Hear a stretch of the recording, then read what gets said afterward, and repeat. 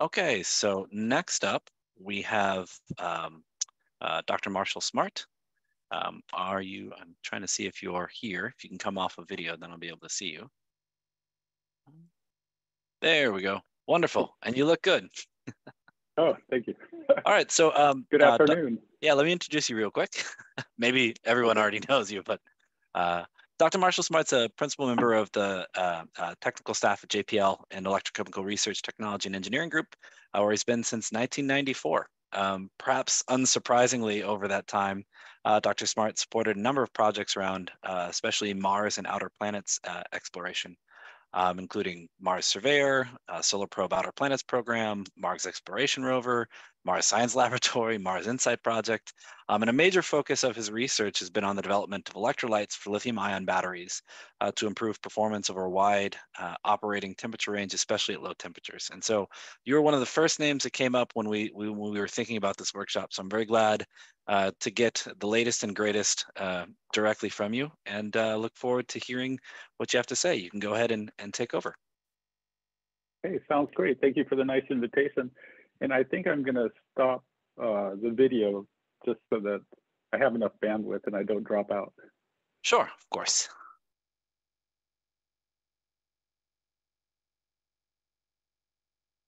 Okay, so your video's off. Your share has started. We see, well, and now PowerPoint's up. Okay. All right, so thank you again for the invitation to speak. And today I'd like to talk about the development of low temperature lithium-ion batteries for NASA missions. And as mentioned, I'm from the Jet Propulsion Lab. And today I'll go over some background, just really the need and desire for low temperature batteries, as well as the strategy for improving the performance of lithium-ion batteries at low temperature. And of course, I'm talking about rechargeable lithium-ion batteries, not primary batteries, which is a whole nother topic. And I'm focusing on temperatures from -30 to -90 in this talk, because I think that's of relevance and interest to the crowd. And I'll touch upon a number of different cell chemistries and cell designs, and how we've incorporated our electrolytes in them, and I'll show the performance and I'll follow up with some conclusions. So in general, of course, NASA desires wide operating temperature range rechargeable batteries. And in terms of past missions, it's enabled a number of landers and rovers that operate in extreme environment. We have the Mars rover, the 2003 MER rover, MSL, as well as M2020, as well as landers, the Phoenix lander and the Insight lander. And it's also, the technology could enable future NASA missions, such as the Mars orbiting sample canister beacon application, which I'll talk about, as well as a puffer, which is a pop-up rover that we worked on for a while. As well as future lunar robotic missions. And of course, that's of interest for today's workshop, which is very interesting. As well as potentially for missions to the icy planets, such as Europa, Titan, Enceladus, etc. And this would particularly be for landed missions, as well as small planetary spacecraft, such as CubeSats and helicopters. For example, in the case of helicopters, it could help during the survival during the night, not so much during flight where you really require high power operation. And in terms of the current state of practice or state of art, lithium-ion technology, we consider it to be the Mars Insight battery, which has an allowable flight temperature range of -30 to +35. It was qualified from -40 to +45. However, further capability is always desired to temperatures as low as -60. And we want increasingly higher specific energy at these low temperatures. And we also typically want good charge capability at temperatures as low as -40. And that can be challenging because of the degradation mode associated with lithium plating on the anode rather than intercalating into the carbon, which I'll discuss on. Here's a snapshot of really the current state of art, state of practice for use in JPL NASA missions. And really it starts with MER, which really adopted the chemistry that was developed for MSP01 lander, although that was canceled for programmatic reasons, but it was qualified and really morphed into MER in a smaller cell size. And then there's MSL, Phoenix, and Insight in 2020. And the first three were all the same nickel cobalt oxide chemistry, same electrolyte that we developed, which is a ternary carbonate blend, but they differ in cell sizes. So the MER was roughly an 8 ampere-hour nameplate, whereas MSL was up to a 36 ampere-hour nameplate. And then Phoenix was a 25 ampere-hour nameplate. And Insight is really the one that has a different low temperature electrolyte that we developed more recently, and that has really the widest AFT range of -30 to +45. So all of these are large format capacity cells. They were manufactured by Yarny Technical Products, which is now Eagle Pictures. But we're always continuing to try to improve the specific energy and the temperature of operation, primarily at the low end, but we also want resilience at the high end as well. And just in terms of the strategy, I'll try to go through this quickly. There are a number of factors that affect the low temperature performance of lithium-ion batteries. There are cell design features, such as separator material, current collecting, the size of the cell, because it impacts the thermal properties. And then on the far right, we have the electrode properties, of course, the active material loading, the bulk lithium diffusivity, as well as the kinetics at each electrode. So that's really the lithium at the interface. And really, of all these factors, the electrolyte property is a key parameter that needs to be focused on, because if the electrolyte is frozen, the battery will not operate. However, just having high conductivity isn't necessarily sufficient in providing good performance, because you need to have good interfacial stability at both electrodes. And really, to enable low temperature operation, we do need good high diffusivity electrode materials coupled with proper cell design in terms of the cathode to anode ratio, used in conjunction with a desired electrolyte. In terms of the electrolyte itself, of course, there's a number of things we need to focus on, which is wide operating temperature range, good electrolyte conductivity over a wide range. It shouldn't freeze until very low temperatures. It needs to have good electrochemical stability as well as chemical stability. And really, one of the key things is that we need good compatibility with the electrodes, because surface films form and they need to be robust, but yet have good lithium kinetics. Otherwise, your rate capability and life will not be good. And really, we need good performance throughout the life of the cell, because oftentimes in the literature, you'll see great low temperature battery solutions, but they don't survive over the long haul, like let's say over acceptance and then cruise and then most of your mission. They need to operate end of mission and provide that good low temperature performance. So that's a challenge. And our strategy has been to optimize cyclic and linear carbonates, which are kind of the baseline for all common lithium-ion batteries. But if you change the solvent blends, you can really optimize it in terms of low temperature performance, and also adding low viscosity additives such as esters and especially methylpropionate and methylbutyrate have been shown to be very good ones. That really improves the low temperature conductivity, but they have good compatibility with the chemistry. And you can also add additives, which has really been developed in the last 10 years or so, where they can specifically focus on improving the interfacial characteristics of both the anode and the cathode electrolyte interface layers.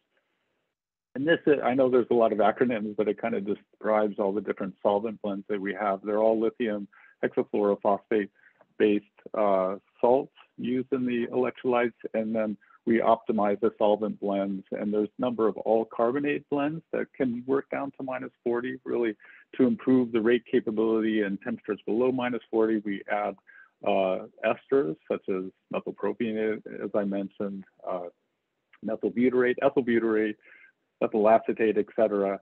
And then this is just a number of the different permutations that we've had over the years. And I've highlighted the very top one, which was infused into a number of missions, not only these missions, but such as Juno and Grail, as well as the Phoenix lander, et cetera, have all used this ternary solvent blend that we developed back in '97. And then also you'll see the Insight electrolyte, which has a low ethylene content, low ethylene carbonate content, which is 20%, but also some methylpropionate added. And so that's really enabled it to work below the minus 20 AFTs of the all carbonate blend. So sometimes there's a trade-off. If you're really targeting minus 60 or below, it may compromise the high temperature resilience, really operation above 40 degrees. It's helped somewhat to have additives that shore up the high temperature resilience, but still, it's always still a goal of ours to have an electrolyte that can work, let's say, down at minus 70 and then up to plus 60 and be resilient for years of mission life. In terms of development, this is just a snapshot, since I don't have time really to cover all these kind of experimental methodologies. We do electrolyte conductivity measurements. We perform coin cell and also 3 electrode cell studies where we have a reference electrode so we can specifically look at the behavior of the anode and cathode under various conditions. On the far right, you see the cycling at minus 40, and we can focus on the anode, and you see how it goes negative, and that's what I was alluding to earlier. You could have some phenomenon whereby the lithium plates on the anode rather than intercalating, which is the desired process. And then we also do electrochemical characterization, such as tau polarization or linear polarization, and that really allows us to understand the relative kinetics and what's the rate limiting process at these low temperatures. And we can also look at differential voltage capacity plots, and this is one way of elucidating whether or not we do see lithium plating, and there's an example where we do see this as an effective tool to indirectly look at it. And today I'd like to cover some of the performance that we've obtained in a number of different prototype cells. We work closely with industry. As I mentioned before, Eagle Pitcher has really delivered a number of batteries for NASA missions, and we've looked at cell sizes ranging from 7 ampere hour to over 25 ampere hour. We've also worked closely with Qualion, who manufactures large capacity prismatic cells as well, using an NCA chemistry. And they also have biomedical, hermetically sealed prismatic cells, which are excellent cells that we've used as a test vehicle as well. That's an NCA chemistry. We worked with SAFT over the years, as well as LFP, lithium-ion phosphate. We work with A123 as well as E1 Moly. They manufacture COTS 18650 cells. We've also worked with Qualion evaluating COTS cells. And we've also looked at gel polymer electrolytes a number of years ago, although of course there is some concern with pouch cells because of the lack of tolerance to vacuum conditions. And really, much of this work, we've tried to extend the limits down to minus 40, even to minus 70. So here's a snapshot of the MER rover. This was using the all carbonate based blend. Shows good performance down to minus 20, roughly 95 watt hours per kilogram. Excellent life, even if we cycle continuously at minus 20. And of course, these operated on Mars for, I believe, I want to say 8 years and 12 years for the 2 rovers. So they were very robust, good charge capability at low temperature. The Insight lander used a more recent electrolyte that we developed that includes the methylpropionate that I was mentioning. This one is really our state of practice with an AFT down to minus 30. It's shown good performance, and now I believe we're up to 1,300 souls, and we're in the winter time, so we really are around minus 30 or even below, and the battery is still performing well. And this really was builds from research that we started really experimentally in coin cells and 3 electrode cells, and then we transitioned to 7 ampere hour prismatic cells on the upper left, you can see the performance down to -60. And on the right, you can see high power capability. By the use of esters, we can really improve the rate capability at the lower temperatures. And then the graph on the left really shows a comparison of the traditional all carbonate-based electrolyte compared to the ester-containing blend. And you can see a dramatic increase in the performance at -20, the charging and discharging at -20. So we see roughly a 25–30% improvement in terms of performance. When we evaluate the cell performance down to -60, we can see that we have roughly 75 watt-hours per kilogram being able to be delivered at -60. And so this is TRL level 9, as I mentioned. These are flight-like cells, so it really shows the performance. And now we're over 1,300 cells to date, so performing well. And one of the key challenges here was that we did need to operate continuously at -30, both charge and discharge at a pretty reasonable rate. And we were worried about lithium plating, but we have very good performance, stable performance, and we don't see any lithium stripping. I won't get into details how we indirectly look at lithium stripping or lithium plating. And here are the Qualion 12 amp hour prismatic cells. So these are somewhat comparable to the Yardney cells, but they have an NCA and they're a little bit higher power design. And here you can see at -40, we're able to support 2C discharge rates, which is most of our missions aren't very high power, but these do have the capability. And it really in support of a DOE program where we developed electrolytes for automotive vehicles, specifically trying to enable cold cranking ability. We used this form factor to demonstrate high power capability. This is 20C discharge rate at -20, showing that a number of our blends perform well, giving us good performance.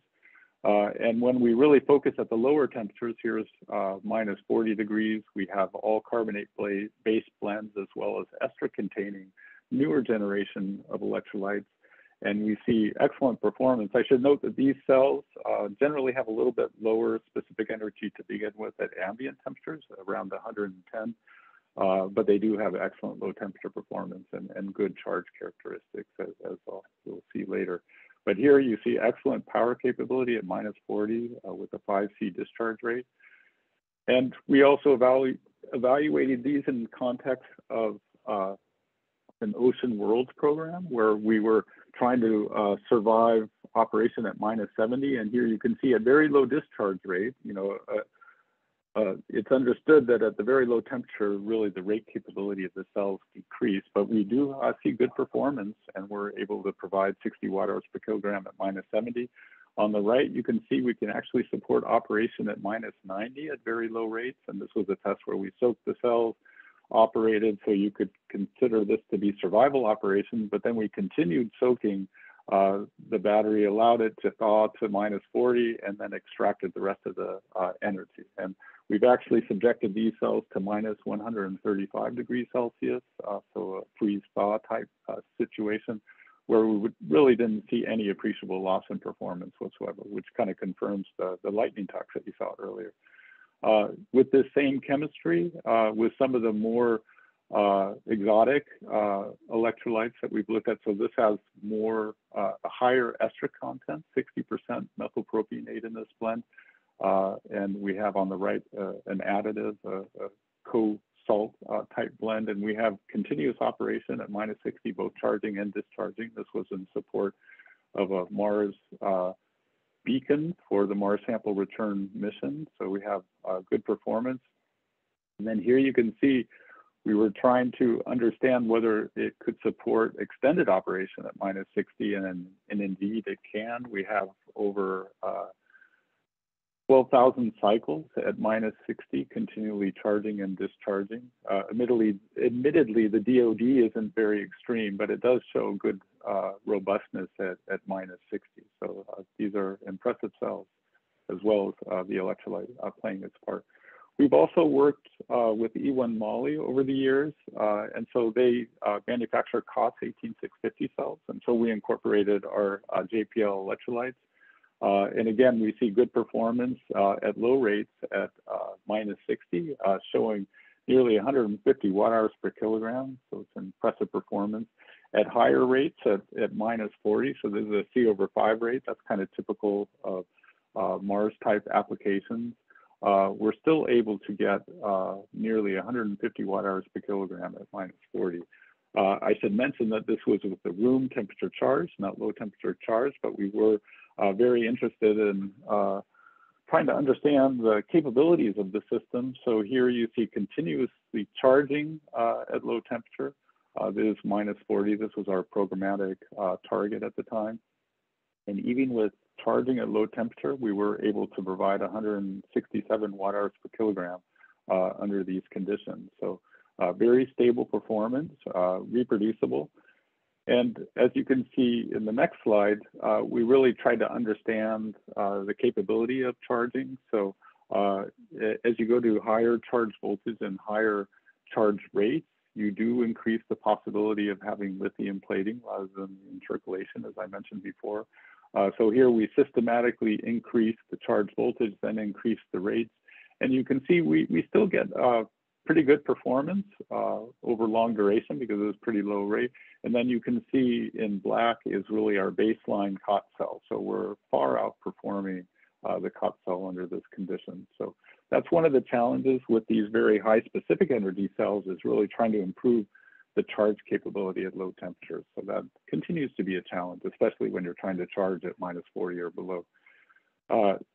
In this chart, I'll show some of the data that we obtained on A123 lithium iron phosphate cells. So again, this was before A123 was acquired by another company. And these are excellent cells, although the LFP chemistry is generally lower in specific energy than some of the other options that I showed you before. These are around 110 watt-hours per kilogram, but they have excellent life characteristics, both at the high temperature and the low temperature. Here you can see one of our methyl butyrate-based formulations showing the performance from 20 degrees down to minus 60. So we really see excellent performance. And on the far right bottom, you can see the rate capability is excellent as well. Here at minus 30, we can support 11C discharge rates, which really far exceeds any of the needs for our NASA mission. And then on the upper right, you can see at minus 60 C over 10, we still are able to get over 70% of the room temperature capacity. And really the baseline gives no capacity under these conditions. So the incorporation of these ester-based blends really do enable operation at very low temperature. And this chemistry really is TRL level 9 because it has been flown on a JPL CSUN CubeSat. But again, for other missions, sometimes it's more desired to have higher specific energy. And also the flat discharge curve can present challenges in terms of state of charge estimation. And that's one of the reasons why the lithium iron phosphate chemistry hasn't been as widely adopted for aerospace applications. But they are definitely excellent cells and have better resilience at the higher end. So they're desired. So in conclusion, I'd just like to say that the state of practice heritage all carbonate-based electrolyte has been infused into a number of Mars missions, such as MER, Phoenix, Juno, Grail, MSL, and M22 and M2020. And also one of the newer generations of electrolyte that has 20% methylpropionate in it has been utilized for the InSight program, and we have over 1,300 souls to date. And we see roughly 31% more capacity at minus 25 compared to the NCO-based chemistries with the all-carbonate heritage electrolyte, which we call. I've also shown that Qualion cells, both in the small 0.3 ampere hour as well as 12 ampere hour cells, they're similar chemistries, just the form factor is different, has enabled operation down to minus 90 for the puffer program and continuous operation at minus 60 for extended duration. And also in terms of specific energy, really the E1 moly cells, these are COT cells that just incorporate JPL electrolytes, show some impressive values where we demonstrated up to 167 watt-hours per kilogram with charging at -40, as well as operational capability to -60. So in conclusion, I'd just like to thank all the sponsors and thank you again for the invitation. It's a very interesting conference. Yeah, thank you very much. Glad to have you here. So we have a few minutes for questions, 5 minutes or so before we'll start talking about what we're going to do for the last hour or so of the day. I have a couple questions for you too. Sure. Do you consider there to be a temperature at which there's going to be diminishing returns, and you just need to move on to thermal support and all that? So you went down to -70, but is that like what you consider your stopping point, or are you going to forever pursue deeper and deeper? Yeah, well, that's a good question. I mean, the rate capability is definitely diminished at the lower temperatures. So, yeah, I mean, it's on a case-by-case basis. What type of loads do you need to support? Right. If it's a clock or surviving the night, then you can probably push it much lower. If you're trying to communicate during the night, then that would be a challenge. Right. So again, like it's always a trade-off in terms of the application of, how much do you devote to heating your battery to a higher threshold where you can provide more energy. Right, and I guess that kind of, while we're kind of on that topic, do you have concerns about deep thermal soaks and repeated deep thermal soaks? We were talking about survive the night. So if you're not going to do anything, so, with these state-of-the-art, state-of-practice cells, are there other things that come into play when you're going down, maybe to -50 even, or down to 50 Kelvin, sorry? Well, that low, I don't know. Yeah. But yeah, Yeah. in our hands, no, we haven't seen any issues.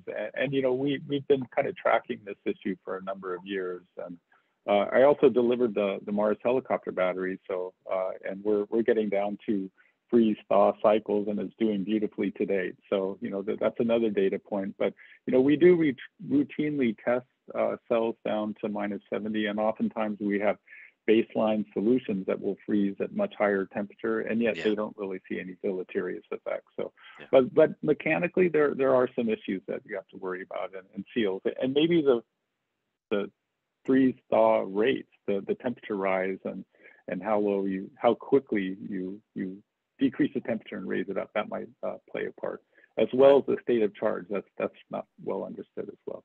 Okay. There's a question in the Q&A. Can these cells be made human rated easily? Are they more prone to thermal runaway? What safety concerns are, if any, compared to more traditional lithium-ion and other cells? Well, definitely all the COT cells, they have internal protection devices. So they have CIDs and PTCs and such. And I mean, part of addressing that could be in the battery design itself. Oftentimes when you make the battery human rated and resilient to thermal runaway propagation, meaning if you do have a thermal runaway, it won't propagate to other cells in the path. You do take quite a penalty in terms of specific energy of the battery as a whole. So again, that's a trade-off as well. Okay. And there's another question that is what about high temperature thermal cycling for the batteries? So, the moon goes through both deep low temperatures as well as, depending on latitude, up to high temperatures as well. So I think the question is about suitability of some of these to go through both. Yeah, certainly up to 40 degrees Celsius is really not a problem. And you can even go higher, of course. We tend to like to have the batteries / cells at lower state of charge. If you do exceed 40 or 50, it's not catastrophic by any stretch, but it does. You will take a hit if you want to operate again at -60, -70, because then the impedance grows in the cell. So you do have some deterioration of performance. But it's a matter of degree. You can definitely do it for quite a while. But if you have months-long dwells at 60 degrees or something like that, you're certainly going to impact your low temperature capability. Okay, and that's a perfect timing again. We're at 3 o'clock exactly. So thank you again. Really appreciate your insight. Okay. And to everybody here, these presentations will be available afterwards on our LSIC site. as well as both the video recording and where we have been given permission, the slides from the speakers as well. So just one second. Thank you very much. Yep, thank you. Bye-bye.